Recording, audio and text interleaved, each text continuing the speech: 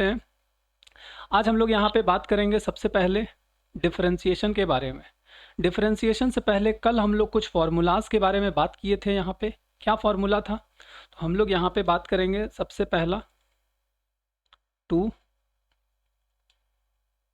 एक minute 2 cos A cos B 2 sin A sin B 2 cos A sin B 2 sin A sin B। जल्दी से फटाफट बताएंगे कि क्या है, इस सब का फॉर्मूला क्या आएगा। ये जो हमारा है cos A plus B plus cos A minus B cos A plus B, यहाँ पे cos of plus A plus B plus cos of plus A minus B। A minus B. ठीक है, क्यों ऐसा होगा? क्योंकि cos of A plus B में cos A cos B minus sin A sin B होता है, और यहाँ पे cos of A minus B में मतलब cos A cos B plus sin A sin B। ठीक है, अब अगर हम लोग आगे बात करें यहाँ पे 2 sin A sin B, यहाँ पे हम लोग बात करेंगे सर इसमें माइनस लग जाएगा सिर्फ। cos of A plus B minus cos of A minus B, और सर इधर आप माइनस नहीं लगाए हैं, इसी के लिए हम लोग का यहाँ पे होल माइनस यहाँ पे लगेगा। ये ब्रैकेट ऐसा खोला और ये यहाँ पे माइनस लगेगा, ऐसा ही होगा ना? Yes sir. Yes sir. यहाँ पे 2 cos A sin B, cos A sin B बोला है, यहाँ पे 2 sin A मतलब sin A sin B लिख दिए हैं क्या? यहाँ पे sin A cos B होगा, sin A cos B। ठीक है, क्या हो जाएगा जल्दी से फॉर्मूला बता दो। 2 cos A cos B 2 cos A sin B का B minus sin A minus B sin of A plus B minus sine of A minus B। यहाँ पे क्या हो जाएगा? Sine of A plus B plus sine of A minus B। और इसके बाद हम लोग बहुत सारा फॉर्मूला भी डिराइव किए थे, वो सारा चीज़ हम लोग देख चुके हैं। अब हम लोग आगे बढ़ते हैं डिफरेंशिएशन में, और डिफरेंशिएशन में हम लोग देखेंगे चीज़ों को। उसके बाद फिर थोड़ा सा हम लोग, चलो ये हम स्क्रीन बड़ा कर लिए। अब अगर हम लोग आगे बात करें यहाँ पे, तो हम लोग यहाँ पे सबसे पहले जानेंगे डिफरेंशिएशन होता क्या है। डिफरेंशिएशन तो देखो, हम मैथ्स के टर्म में डिफरेंशिएशन का बात नहीं करेंगे, हम लोग यहाँ पे डिफरेंशिएशन का सिंपल सा मतलब समझेंगे। रेट ऑफ चेंज को बताने वाला चीज कौन है? डिफरेंशिएशन रेट ऑफ चेंज को बताता है। जैसे अगर हम लोग इलेक्ट्रिकल के टर्म में बात करें तो I is equals to D Q by D T होता है। फिर हमारा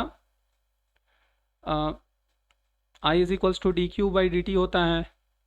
voltage is equals to D W by D Q होता है।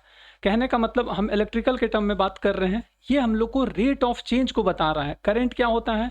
तो rate of flow of charge किसके रिस्पेक्ट में? टाइम के रिस्पेक्ट में। रेट जहां पे आ गया वो टाइम के रिस्पेक्ट में आ गया। बट हम लोग यहाँ पे डिफरेंशिएशन बात कर रहे हैं, डिफरेंशिएशन में भी हम लोग रेट मतलब रेट ऑफ फ्लो का बात करेंगे, लेकिन वहां पे जो इंडिपेंडेंट पैरामीटर होता है, दो पैरामीटर हमारे पास होते हैं, एक डिपेंडेंट पैरामीटर, दूसरा इंडिपेंडेंट पैरामीटर। जैसे अगर हम लोग यहाँ पे लिखेंगे y is equals to F of X, इसमें ये जो x जो है ये हमारा इंडिपेंडेंट पैरामीटर है, और ये y जो है ये हमारा डिपेंडेंट पैरामीटर है। ठीक है, तो हम लोग का जो डिफरेंशिएशन होता है वो dy बाई डी एक्स होता है ना, dy बाई डी एक्स। मतलब हम लोग जो इंडिपेंडेंट पैरामीटर है उसके रिस्पेक्ट में डिफरेंशिएट करते हैं डिपेंडेंट पैरामीटर को, वही हम लोग को डिफरेंशिएशन का वैल्यू देता है। अब हम लोग डिफरेंशिएशन बहुत सारा चीज, अगर हम यहाँ पे क्वेश्चन पूछेंगे डिफरेंशिएशन ऑफ कांस्टेंट क्या होता है, सारे स्टूडेंट बता देंगे डिफरेंशिएशन ऑफ कांस्टेंट क्या होता है, जल्दी से बताओ। जीरो होता है। बट वो आया कहाँ से? तो उसके लिए हम लोग को पढ़ाया जाता है लिमिट, और डिफरेंशिएशन कुछ नहीं है, लिमिट का एक्सटेंशन है। लिमिट हम लोग पहले पढ़े, उसका एक्सटेंशन जो है वो हमारा है यहाँ पे ये डिफरेंशिएशन। सर कैसे लिमिट का एक्सटेंशन है उस पर हम लोग अगर बात करें तो उस पर हम लोग यहाँ पे देख लेते हैं। जैसे ये जो हमारा एक फॉर्मूला होता है, जैसे y is equals to constant के या फिर 8 मान लेते हैं, हम लोग को निकालना है dy by D X is equals to क्या होगा। सबको पता है इसका आंसर 0 होगा, लेकिन हम लोग को इसको फर्स्ट प्रिंसिपल से अगर निकालना पड़े, लिमिट का जो है मेन फार्मूला है वो हम लोग कैसे लिखते हैं, खास करके ये डेरिवेटिव के टर्म में, dy by D X is equals to, हम लोग यहाँ पे लिमिट अप्लाई करते हैं, एक स्मॉल वेरिएबल h को हम लोग 0 करते हैं, और ये जो y इज इक्वल्स टू 8 दिया है वो हम लोग को y is equals to F of x format में दिया होगा। इसको हम लोग क्या करते हैं, एक y is equals to F of x हम लोग रहने देते हैं, इसमें x को हम लोग रिप्लेस कर देते हैं x प्लस h से, f को हम लोग रिप्लेस कर दिए x प्लस h से, ठीक है। अब बस हम लोग जो ये रिप्लेस किए हैं उसको हम लोग यहाँ पे पुट करेंगे। पहला हम लोग f of x plus h, उसके बाद सब्सट्रैक्ट करेंगे f ऑफ x से, और डिवाइड करेंगे, क्या चीज़ से डिवाइड करते हैं, h से। और ये हमारा बिग मिस्टेक है, वहाँ जहाँ हम लोग h बोले इसका मतलब हम लोग फॉर्मूला याद करके बोल रहे हैं, बट सर तुम लोग को बताएंगे कि फॉर्मूला अगर हम लोग को याद नहीं है तो हम लोग को वहाँ पे क्या बोलना है, ठीक है। यहाँ पे हम लोग का कुछ इस टाइप से फॉर्मूला लिखा हुआ रहता है, F of X plus H F of X divided by, बहुत लोग बोलते हैं इस जगह में ये h होगा, बट हम बोलते हैं इस जगह में h नहीं होगा। इस जगह में हम लोग ऊपर क्या किए हैं, ऊपर यहाँ पे अगर हम लोग ध्यान से देखेंगे तो हम लोग इस जगह में क्या किए हैं, x प्लस h को हम लोग सब्सट्रैक्ट कर रहे हैं f ऑफ x से ना, तो नीचे भी हम लोग x प्लस h को सब्सट्रैक्ट करेंगे x से। क्या करेंगे, समझ आया, x plus H minus x आ जाएगा ना सर? बिल्कुल कट के तो आ ही जाएगा, बट फॉर्मूला हम लोग को यहाँ पे h याद करना नहीं रहेगा, उसके लिए जो हम लोग ऊपर कर रहे हैं सेम चीज़ हम लोग नीचे कर रहे हैं।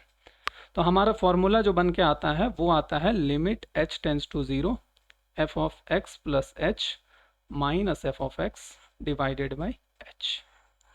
अब इसी में हम लोग लिमिट लगाते हैं, और लिमिट एग्जिस्ट करना चाहिए, और 0/0 फॉर्म मिल जाए या फिर इन्फिनिटी फॉर्म मिल जाए तो उसको हम लोग डिफरेंशिएट करते जाते हैं, एल हॉस्पिटल रूल लगाते जाते हैं, ऊपर को डिफरेंशिएट नीचे को डिफरेंशिएट। अब यहाँ पे h प्रेजेंट है, इस h को हम लोग जो है डिफरेंशिएट करेंगे तो कितना बार डिफरेंशिएट करेंगे, एक ही बार कर सकते हैं, उसके बाद तो वो वैल्यू 1 आ जाएगा ना।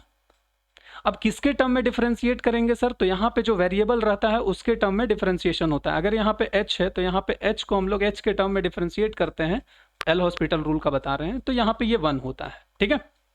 अब हम लोग यहाँ पे आगे बढ़ते हैं और हम लोग यहाँ पे देखते हैं चीज़ों को कि कैसे क्या चीज़ होता है।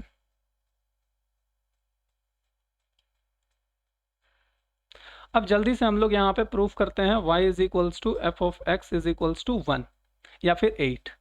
इसको हम लोग को dy बाई डी एक्स निकालना है। dy बाई डी एक्स क्या होता है, तो जल्दी से हम लोग अगर फॉर्मूला से निकालेंगे ना तो हम लोग limit h tends to 0 F of x plus h, क्या यहाँ पे कहीं पे x है क्या, इसमें जहाँ पे x होगा वहाँ पे ना x प्लस h से रिप्लेस करेंगे, तो सर यहाँ पे 8 के जगह में 8 ही रहेगा, चाहे F of x plus a भी निकाल ले या फिर F of x plus h भी निकाल ले तो भी F of x plus h का भी वैल्यू कितना होगा, 8 होगा। ये कितनों को समझ आया कि सर एफ ऑफ x का भी वैल्यू 8 होगा, F of x plus h का भी वैल्यू 8 होगा। यस सर, सबको समझ आया ना। अब हम लोग का फॉर्मूला क्या बोलता है, F of X plus H minus F of x, F of X plus H minus F of X divided by H. तो जब हम लोग इसको पुट करेंगे यहाँ पे तो limit h tends to 0 F of X plus H की जगह में 8 माइनस 8 डिवाइडेड बाई एच। अब अगर हम लोग यहाँ पे डायरेक्टली लिमिट अप्लाई कर देंगे तो ये तो 0/0 का फॉर्म हो जाएगा ना। इसी के लिए हम लोग यहाँ पे एल हॉस्पिटल रूल अप्लाई करते हैं, और कांस्टेंट का डिफरेंशिएशन क्या होता है, कांस्टेंट का डिफरेंशिएशन होता है लिमिट h टेंस टू 0 ऊपर वाले का डिफरेंशिएशन 0, नीचे वाले का डिफरेंशिएशन 1। जब भी 0/1 है, ये एक फाइनाइट नंबर है, इसी के लिए इसका वैल्यू आता है 0। और ये कांस्टेंट का वैल्यू हमारा 0 आ गया, ये हम लोग को पता चल गया। ठीक है, इसी टाइप से अब हम लोग आगे बात करेंगे क्या, अब हम लोग आगे बात करेंगे क्वेश्चन में, और ये हम क्रैश कोर्स है, बट डिफरेंशिएशन को हम पूरा डिटेल में ले जाएंगे। ठीक है, इतना डिटेल में, और सारा फॉर्मूला हम लोग को याद भी होगा, 3 4 5 क्लास जितना हो सके उतना हम लोग ले जाएंगे, और एक ही क्लास में बहुत सारा चीज़ कवर होगा इसमें। जैसे y = x³, सबको पता है dy/dx क्या होता है? 2x 3x x²। 3x²। Sir ये कैसे कर ले रहे हैं, कहाँ से आ जा रहा है? तो ये हम लोग फर्स्ट प्रिंसिपल जो लिमिट वाला जो हम लोग का बेसिक फंक्शन का जो है, जो कि क्वेश्चन आएगा तो हम लोग को उस प्रोसेस से सॉल्व करना है, तो वो प्रोसेस हम तुम लोग को हिंट दे रहे हैं। बाकी ये आता कैसे है, इसका फाइनल आउटपुट हम लोग को पता रहेगा, बस हम लोग को बीच का प्रोसेस लिखना रहता है। और बीच का प्रोसेस हम लोग कभी भी सॉल्व करके नहीं लिखेंगे, हम लोग को एक्टिंग करना है, क्योंकि हम लोग को पता है फाइनल आंसर इसका सही है। फाइनल आंसर अगर सही है, हम लोग को पता है ना, तो बीच में हम लोग अच्छे से लिखेंगे सारा चीज़, कहीं पे मिस्टेक भी हो जाए तो भी हम लोग को परेशानी वाला कोई बात नहीं है। ठीक है, चलो तो अब हम यहाँ पे इसको लिखते हैं, फटाफट सॉल्व कर देते हैं। ये एक क्वेश्चन और हम सॉल्व कर दे रहे हैं, इसके बाद फिर हम फटाफट जंप करेंगे फॉर्मूलाज पे। यहाँ पे f(x) का वैल्यू कितना है, x³ है। f(x + h) का वैल्यू कितना है, x + h का होल क्यूब। a + b का होल क्यूब का फॉर्मूला क्या होता है? सर कल बताए थे, मतलब प्रीवियस क्लास में बता चुके हैं।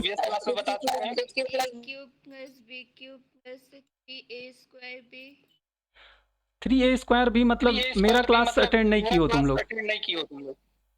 ठीक है, 3xh × x + h।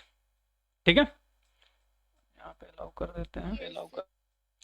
अब हम लोग इस चीज को यहाँ पे लिखेंगे, जो हमारा फॉर्मूला है, limit h tends to 0 f(x + h - f(x) / h। जब हम लोग इसको अप्लाई करेंगे तो ये क्या हो जाएगा, limit h tends to 0 x³ + h³ + 3xh × x + h - x³ / h। ये x³ और ये x³ कैंसिल हो जाएगा ना, ये x³ और ये x³ कैंसिल हो जाएगा। Yes sir. ओके, अब अगर वो कैंसिल हो जाएगा तो नीचे एक h प्रेजेंट है, यहाँ पे भी h प्रेजेंट है, यहाँ पे h³ प्रेजेंट है, दोनों जगह h कैंसिल हो जाएगा। ये हम लोग का एक h यहाँ से कैंसिल हो जाएगा, और यहाँ क्या बच जाएगा, h² बच जाएगा ना। Yes sir. तो अब हम लोग इसको थोड़ा सा और आगे बढ़ाते हैं कहानी को, और लिखते हैं यहाँ पे हम लोग क्या लिखेंगे, लिमिट h टेंड्स टू 0, क्या बच जाएगा, h² + 3x × x + h। अब ये एक लिमिट का क्वेश्चन है, इसमें हम लोग h का वैल्यू डायरेक्टली अगर 0 पुट कर देंगे तो क्या आएगा वैल्यू, 3x² आएगा ना ये वैल्यू। Yes sir. क्लियर है सबको, यहाँ पे समझ आया ये कैसे हो रहा है। अब हम लोग यहाँ से एक जनरलाइज्ड फॉर्मूला, इसको हम लोग क्या करेंगे, जनरलाइज्ड कर देंगे, और जनरलाइज्ड करने के बाद हम लोग बात करेंगे क्या, जनरलाइज्ड करने के बाद हम लोग बात करेंगे x⁴n का। अगर y = x⁴n हम लोग को गिवन है, तो अब हम लोग से अगर पूछेगा dy/dx का वैल्यू कितना होता है, तो हम लोग क्या देखें, हम लोग ये देखें कि सर जब x³ था तो इसका dy/dx जब हम लोग किए, y = x³ था तो इसका dy/dx किए तो 3x² हुआ। ठीक है, अब इसका मतलब हम लोग क्या समझेंगे, सर यहाँ जो 3 था प्रेजेंट वो सर यहाँ पे आ गया है कि नहीं, ये जो यहाँ पे 3 प्रेजेंट था वो बाहर उठ के यहाँ पे आ गया, और यहाँ पे जो पावर में 3 था उसके जगह में क्या बच गया, तो उसके जगह में एक घटा दिए, 3 पहले था, 3 - 1 हो गया, वही हुआ ना बेसिकली। इसी के लिए हम लोग वहां से इन जनरल एक फॉर्मूला यूज किए, और x⁴n अगर हम लोग को गिवन है तो उसका जो डिफरेंशिएशन होगा n × x⁴n - 1।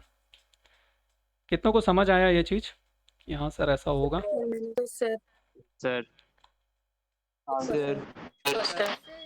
अब हम लोग बड़ा से बड़ा क्वेश्चन को सॉल्व करेंगे इसी फॉर्मूला से, यही फॉर्मूला से, ठीक है।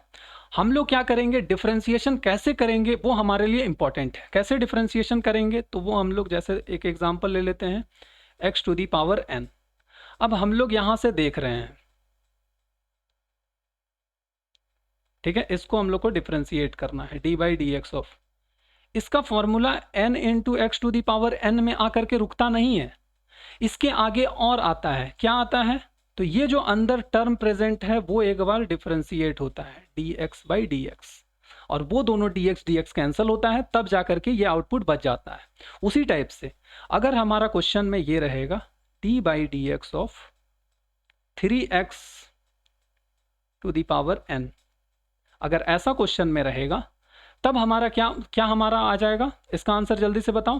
कांस्टेंट तो बाहर चला जाएगा ना, 3 इंटू 3 निकल जाएगा बाहर, n into x to the power n। x to the but power n।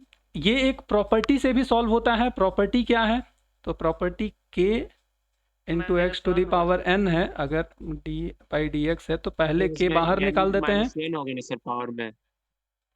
बिल्कुल यहाँ पे n माइनस वन होगा, D by D x of X to the power n। ये एक प्रॉपर्टी है, बट इस प्रॉपर्टी को हम लोग अभी यूज नहीं करेंगे। यहाँ पे हम क्या समझाना चाह रहे हैं उसको हम लोग ध्यान से देखेंगे। अगर ये हम लोग समझ जाते हैं तो फिर हमारा क्वेश्चन कोई भी बचेगा नहीं। x power n minus one into D by D x of, यहाँ पे अंदर में इसको देखेंगे तो ये 3 यहाँ पे लिखना होगा क्या, इस वाले में हम लोग नहीं कर पाएंगे क्योंकि दोनों का पावर कोफिशिएंट सेम होना चाहिए। अगर 3x to the power n होता तब हम लोग इस चीज को कर पाते, ठीक है। तो हम लोग यहाँ पे एक मिनट,